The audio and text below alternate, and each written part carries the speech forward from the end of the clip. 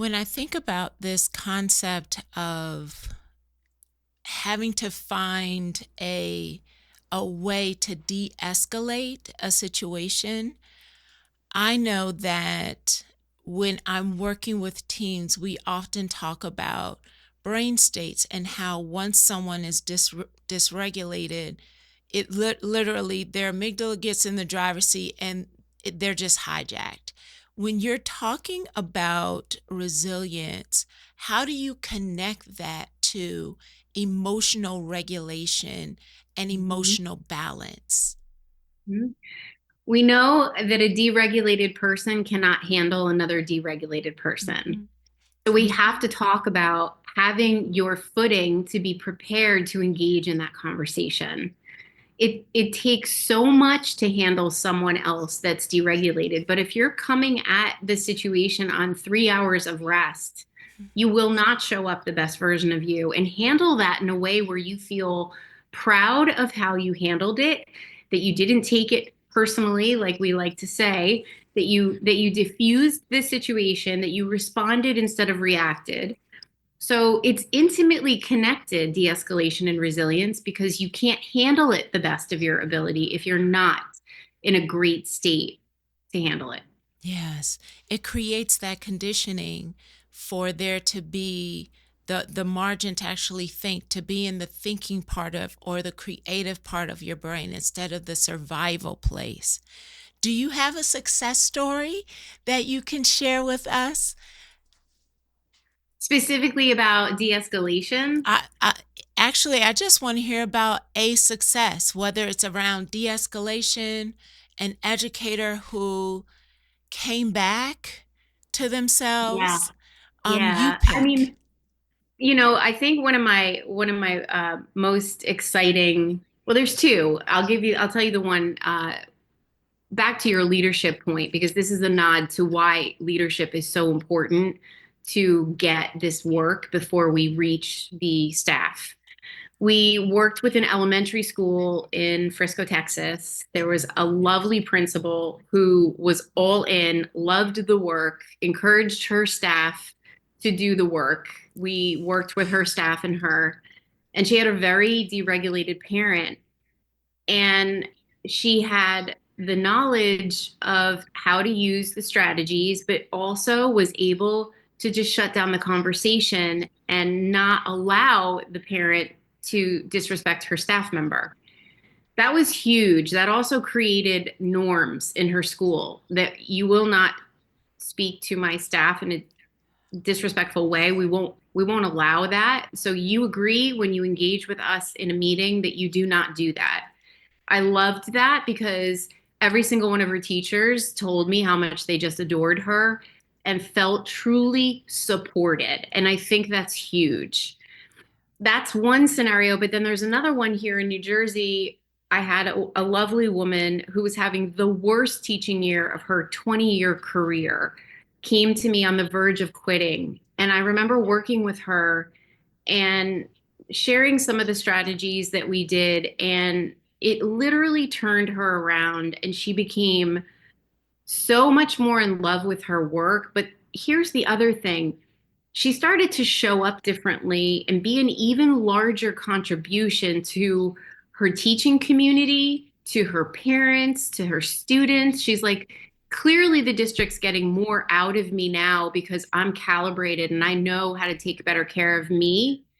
She's like, and before they were getting fumes and I was angry and I was resentful.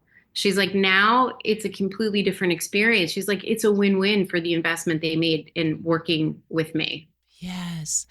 which is And amazing. I love that concept of being calibrated and how you're showing up and able to, because the situation didn't change, the No, environment didn't no, change. exactly. What was going on, her rituals, her routines, the things that she consistently was doing for herself is where the shift happened. And Hmm. I'm a strong believer in rituals and routines, mostly for me because I'm a morning person. It's morning routines and my Yeah. morning rituals. Do you have some morning routines or rituals that help you get calibrated for the day?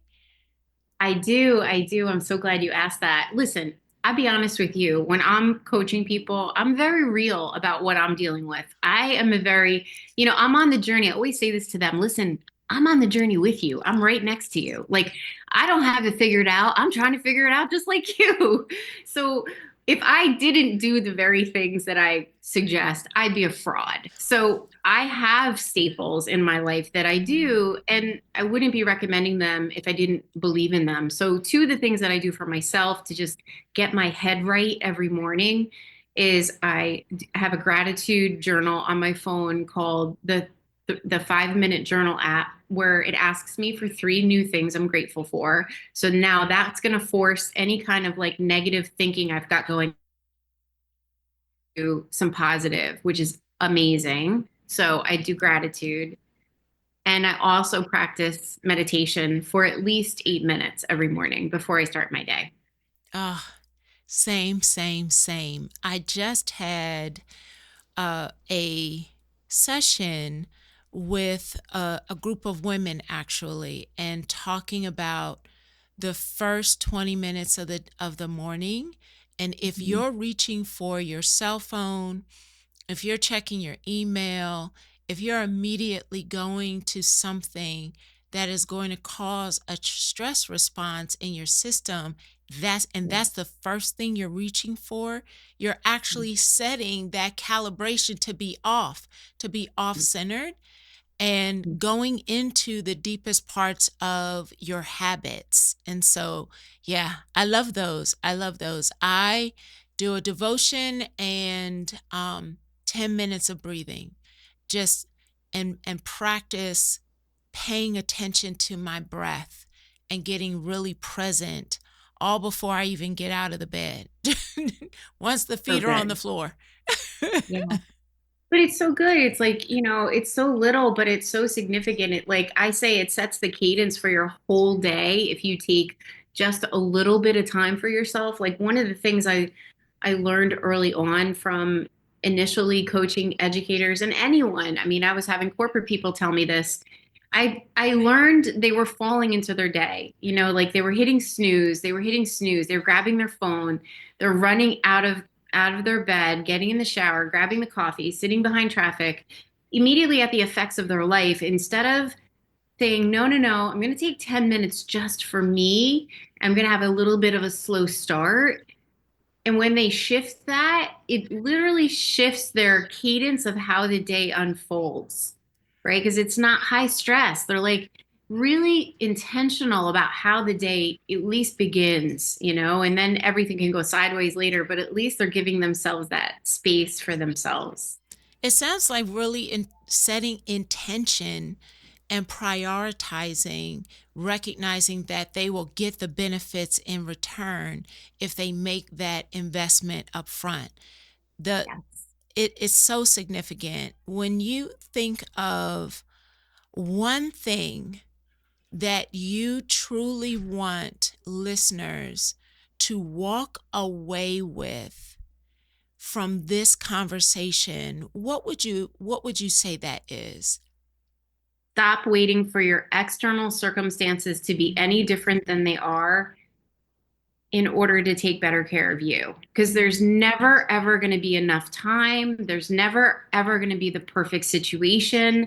I promise you that if you just start taking a little bit of time for yourself, whether it's I'm going to get 8 hours of sleep tonight, or I'm going to start my day and do 15 minutes just for me, whatever it looks like for you, stop waiting for external things to dictate that you take care of yourself or not. Just do it.